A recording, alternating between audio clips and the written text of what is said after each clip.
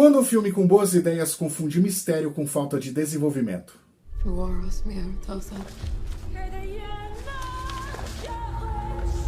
Fala galera, sou a Vitude, eu sou o G, bem-vindos ao canal. E bom, hoje eu falarei sobre Friwaka, um folk horror de 2024, que foi lançado mesmo em 2025 e divide bastante as opiniões. Então eu farei aqui a minha breve análise. Se inscreve se não for inscrito ainda, deixa o like se gostar do vídeo, comenta e bora lá.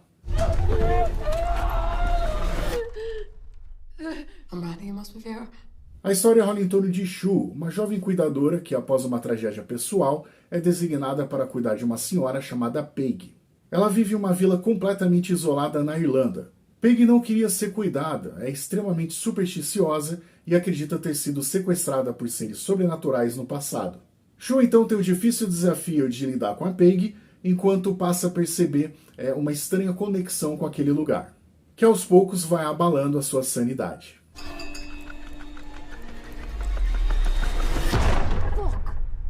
Aqui temos um filme bem divisivo. Quem gosta preenche as diversas lacunas com interpretações. Quem não gosta sente que o filme esconde informações porque não sabe desenvolvê-las.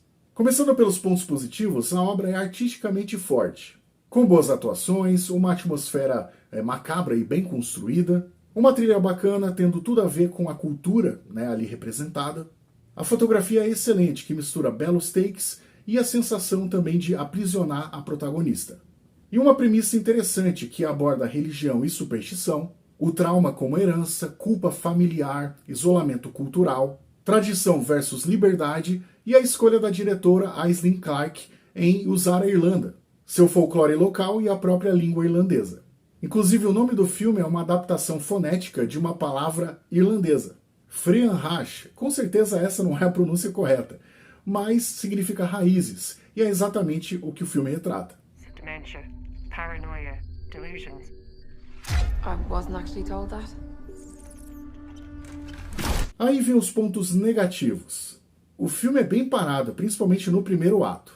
Do meio em diante eu fiquei mais envolvido e intrigado. Propositalmente quase não há sustos, o que pra mim é ok. Melhor do que encher o filme de jumpscares genéricos. Mas eu senti falta de mais terror. Ele está presente mais no clima, no contexto e no desgaste psicológico.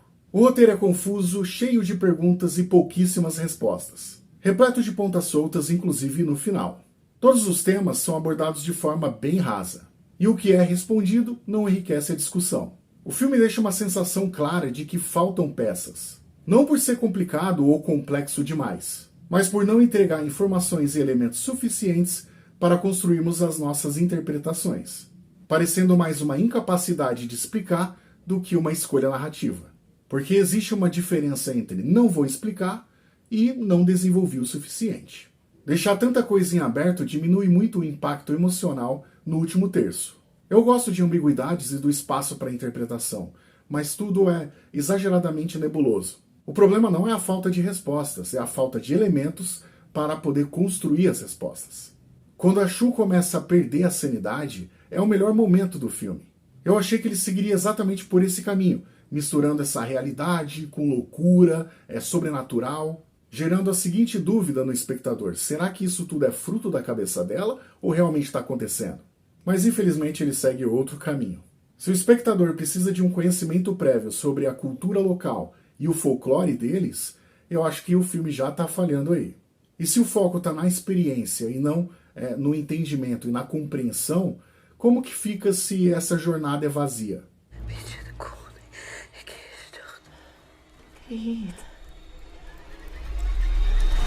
Friwaka é um filme de terror que carece de terror. Se apoia mais em um suspense lento, um drama psicológico e uma atmosfera bem criada. Possui temas interessantes, mas sem nenhuma profundidade. Não explica quase nada e também não nos dá ferramentas para que possamos criar as nossas próprias conclusões, o que torna uma trama confusa e um pouco frustrante. Como o filme tem suas qualidades, mas falha feio no seu objetivo final. Sendo bem sincero, quando o filme acabou eu nem tava com vontade de tentar entender ou interpretar, sabe? Me fez até questionar, cara, será que isso foram escolhas ou incompetência? Parecia apenas um amontoado de ideias, mas sem saber trabalhá-las. Minha nota final é um 5 de 10.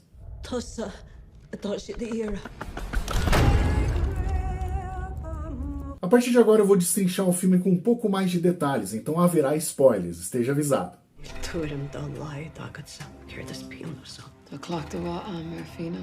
Infelizmente nós ficamos sem várias respostas, e eu inclusive não as tenho. Mas vou pelo menos tentar esclarecer alguns pontos. A seita ou culto é o maior mistério do filme. Apenas acredito ser parte da cultura local, tendo um envolvimento total ou parcial daquela população. São sim entidades sobrenaturais, mas sem um propósito claro, continuando até o final sendo a parte mais nebulosa. Como vemos no começo do filme, a Paige foi sequestrada, capturada por eles na noite de núpcias. Agora, por que eles fizeram isso? Ninguém sabe. Ela era frequentemente punida, como nós vimos as cicatrizes nas costas dela, já mais velha. E o marido dela, para salvá-la, acabou fazendo um acordo com eles, dando o bebê da família como troca. Também no começo do filme a gente vê ela vomitando, então eu fiquei com essa impressão de que ela já estava grávida ali. Esse bebê, então, é a mãe da Shu. Quando tudo isso aconteceu, o filme não mostra e não fala. Para tentar quebrar esse destino, a menina é enviada para bem longe. Também não mostra. Não porque Paige não a amava, ela queria exatamente protegê-la, por isso mantê-la distante. Independentemente disso, a maldição segue. A mãe da Shu cresce, cheia de traumas e depois ela desenvolve problemas psicológicos.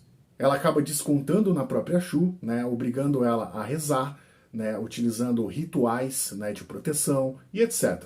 Shu, que acabou herdando não só a maldição, mas também os problemas psicológicos, por tudo que ela passou na infância, acaba recebendo uma espécie de chamado para aquele lugar. Em dado momento a gente descobre essa relação entre a Shu e a Paige, de que a Paige é avó dela, e que há uma maldição de linhagem, focado principalmente em mulheres. Isso também é outra crítica do filme.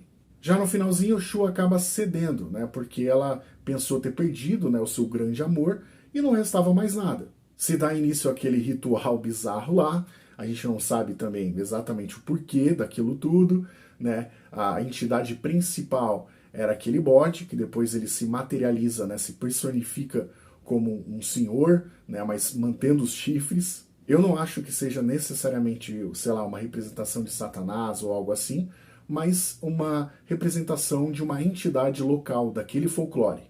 Mas é claro que no filme existe o tempo todo esse contraponto, um lado contra o outro.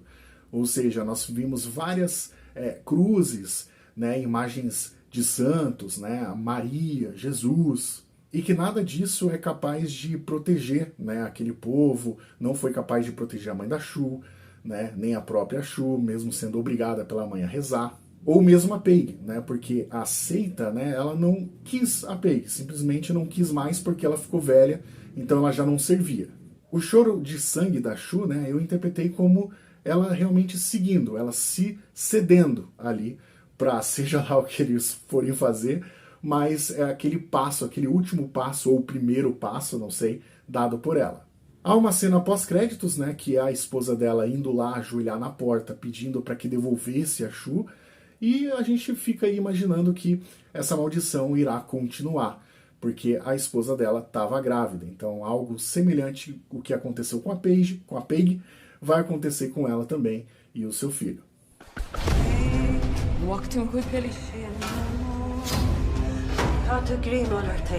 Eu já fiz um vídeo sobre um filme de terror de época, bem folk horror também, chamado The Devil's Bath. Confere aí. Se prefere algo que envolva bruxa, um pouco mais underground, clica aí e veja o meu vídeo sobre Mother of Lies. Se inscreve no canal se não for inscrito ainda, deixa o like se gostar do vídeo, comenta e até a próxima, valeu!